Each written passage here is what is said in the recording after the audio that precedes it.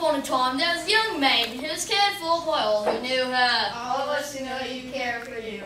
But she was especially dear to her grandfather. You are especially dear to me.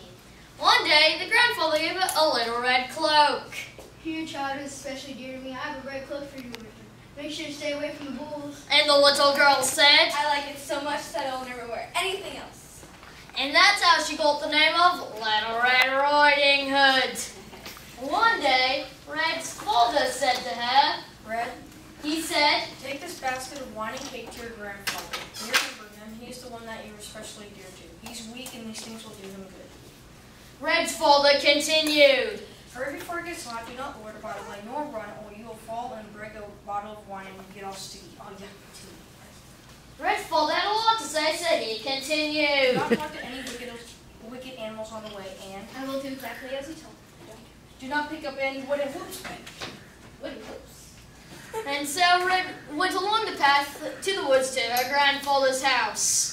But when she got there, she met the world's worst wicked animal in its natural habitat, and all around bad guy, the wolf. Hello there. Oh, where? Here, chick.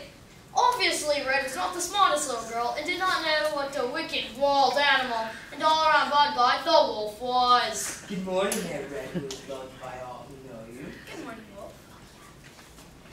Said Red. Whither away so early? What? Walking through the woods early. Why didn't you say that in the first place? Said Red. I'm going to my grandpa's house. He's sick, and these goods will make him feel better.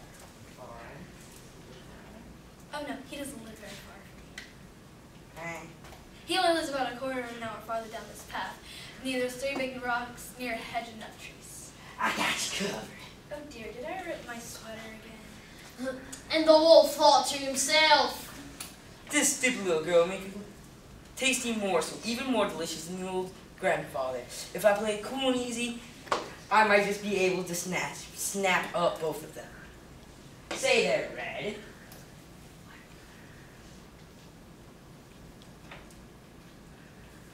Go pick some flowers. But my father said, Don't worry, Red, you have plenty of time. and so Red went along the path to pick flowers. Cool, man, real cool. it's a bit chilly, I'm glad I wore my cloak. Meanwhile, the wolf hurried off to Grampy's house. He knocked at the door. Who's there?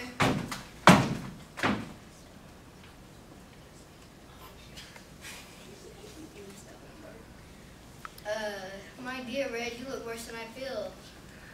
Obviously, the wolf had not come here to be insulted, so he quickly grabbed up Grampy. He was so sick, he couldn't put up much of a struggle. Soon, the wolf had Grampy all tied up and stashed him behind the bed. Meanwhile, the Red hurried off to Grampy's house, and finding the door open, she entered. Good morning, grandfather. Good morning, Red. I brought you wine, cake, and these pretty flowers. Thank you, Red, who is especially dear to me. Oh, grandfather, what big ears you have. Picky. Oh, I mean, all the better to hear you, Red, with Red. Come closer. Oh, grandfather, what big eyes you have. All the better to see you with Red. Come closer.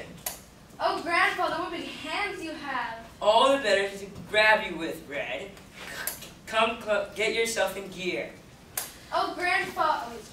And the little girl foolishly said, Oh, grandfather, what big teeth you have. All the better to eat you with. "Hold it!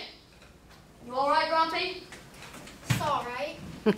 As you know from reading books and watching the television, there's a heroine in distress and a hero to save her. Animal. Wrong hero. Sorry. Animal. Definitely the wrong hero, mind. Our hero is a passing woodsman who hears the screams of Red and comes to save her. So let's take it back a bit, please.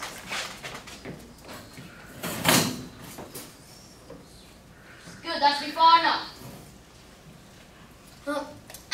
Also, as you know from reading books and watching the television, the hero always wins because the author writes it that way.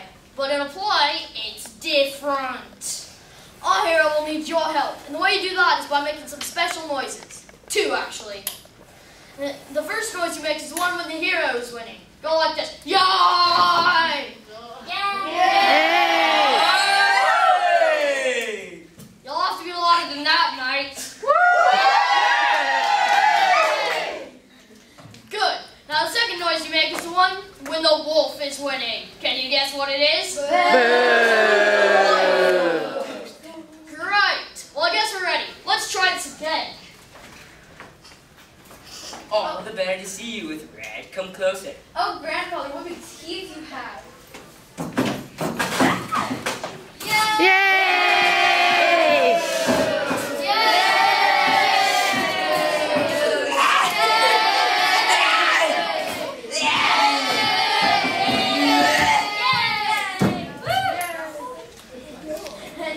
And everyone was very, very happy. Except for the wolf, of course.